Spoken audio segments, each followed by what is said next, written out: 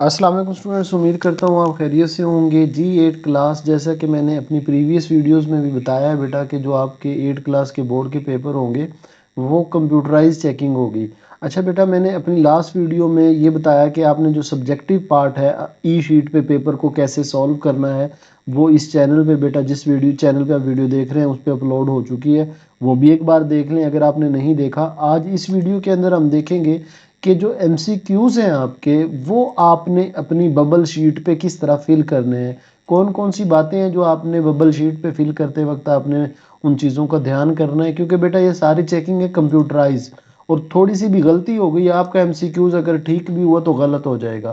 तो बेटा इस वीडियो को एक तो पूरा देखना है, और जो बच्चा इस चैनल पे नया है चैनल को ज़रूर सब्सक्राइब कर ले, क्योंकि हम इस चैनल पे इस तरह के तरीके भी बता रहे हैं। उसके साथ साथ बेटा 8 क्लास की जो आपके तैयारी करवा रहे हैं, मतलब जो भी सब्जेक्ट है उसकी वीडियोस अपलोड हो रही हैं, उसमें से इंशाल्लाह वो आपका बहुत ज़्यादा आपको हेल्पफुल होंगी और टू द पॉइंट जो बोर्ड के पेपर के पैटर्न के मुताबिक है। तो बेटा चैनल पे जाए और ये वीडियो ज़रूर देखिएगा, ठीक है।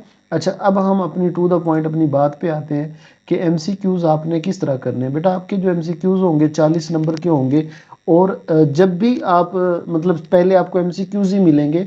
तो जब आप एमसीक्यूज़ अपने करने हल करने बैठे हैं, जब आपको एमसीक्यूज मिलेगा और उसके साथ आपको इस तरह की बबल शीट मिलेगी, ठीक है। अब आपने उन एमसीक्यूज को एक बार पढ़ना है, पहले 4-5 आपने पढ़ लेने हैं तसल्ली से।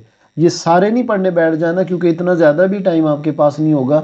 आप पहले 5 तसल्ली से पढ़ लें। इससे क्या होगा कि आपके जहन पे पहले पेपर का जो एक प्रेशर होगा वो आपका थोड़ा कम हो जाएगा। मतलब आपने पढ़ना है बाय, मतलब तसल्ली से इसको पढ़ लेना है, ताकि और जो उसका आंसर हो फौरन से जाके टिक नहीं लगाना। क्यों नहीं लगाना? हो सकता है ऑल ऑफ दीज या इस तरह का कोई आंसर हो। पहले आप पहले 5 तसल्ली से पढ़ लें। जब आप पहले 5 पढ़ लें, फिर पहले पे आए और देखें मैंने इसका क्या आंसर देखा था। By which process do animal play a role in the oxygen and carbon cycle in an ecosystem. Ecosystem में जानवरों किस अमल के जरिए ऑक्सीजन और कार्बन डाइसाइकिल में अहम किरदार अदा करते हैं। तो कौन सा अमल है जी? वो मसलन रेस्पिरेशन का अमल है। चाहे आप छोटा सा यहाँ टिक लगा लें इस तरह करके, ताकि आपको जहन में हो। वैसे इस पे अलाउ नहीं होगा कि आपने इस पे कुछ नहीं लिखना, इसके ऊपर आपने टिक भी नहीं लगाना होगा, ना सर्कल करना होगा। वो एग्जामिनर आपको बता भी देंगे। जो आपकी बबल शीट होगी इस पे आपने फिल करना है। अच्छा, बाज एग्जामिनर जो है वो कहेंगे कि इस पे आप टिक लगाएं, तो जो कहें टिक लगाएं लगा देने हैं, और कुछ कहेंगे नहीं लगाने तो वो ना कहें तो ना लगाएं, ठीक है। क्योंकि असल आपकी ये बबल शीट फील होगी, लेकिन फिर भी आपने इंस्ट्रक्शन को ज़रूर पढ़ना है और सुनना है जो एग्जामिनर दे रहा हो। अब बबल शीट पे बेटा आपने कैसे इसको फिल करना है ये चीज़ देख लें। देखिए अब ये मैंने दोनों एक साइड पे खोल दिए हैं। अब ये पहला है, ठीक है। अब पहले का ऑप्शन नंबर सी जो है ये बिल्कुल ठीक आंसर है इसका, ठीक है। पहले का क्या है? सी। अब आपने ना, जब आप अपने दूसरे पेज पे टर्न करो एमसीक्यूज की बबल शीट वाली पे, तो ये बोलना है जुबान से दिल में, पहले का सी। और ये जुबान में बोलना है, यूं ना उधर आप जोर के बोले पीछे से आपको एग्जामिनर पकड़ ले भाई किसको बता रहे हो। तो दिल में आपने बोलना है, जैसे मैं दिल में सोचूंगा 1 का सी। अब यहाँ 1 आपने जहन में रखना है और सी। अब सी पे आके रुके और इसको पेन के साथ बिल्कुल गोल इस तरह फिल करना है, ना बाहर निकले ना वो छूटा हुआ हो, बिल्कुल पक्का फील हो, ठीक है। अब इसका बिल्कुल गोल दायरे के अंदर। अब दूसरे का, फिर जैसे कोई दूसरे का मिसाल के तौर पे बैलेंस इकोलॉजिकल ऑक्सीजन है, ये इसको रखती है मिसाल के तौर पे। तो अब दूसरे का क्या है? दूसरे का भी सी ही है, तो दूसरे का अब नहीं, यहाँ 2 से जाना है। मैं मतलब जब भी कभी एमसीक्यूज फिल करते हूँ तो इस तरह ये 2 से जाना है और सी।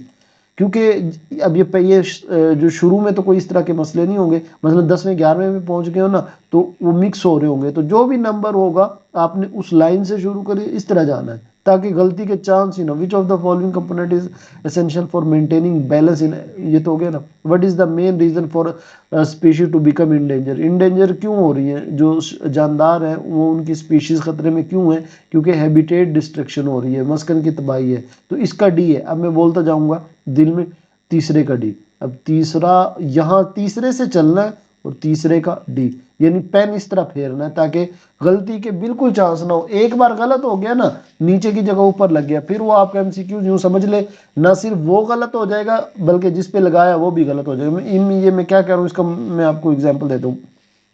जैसे मिसाल के तौर पे हवा में कार्बन डाइऑक्साइड के इजाफे की वजह है।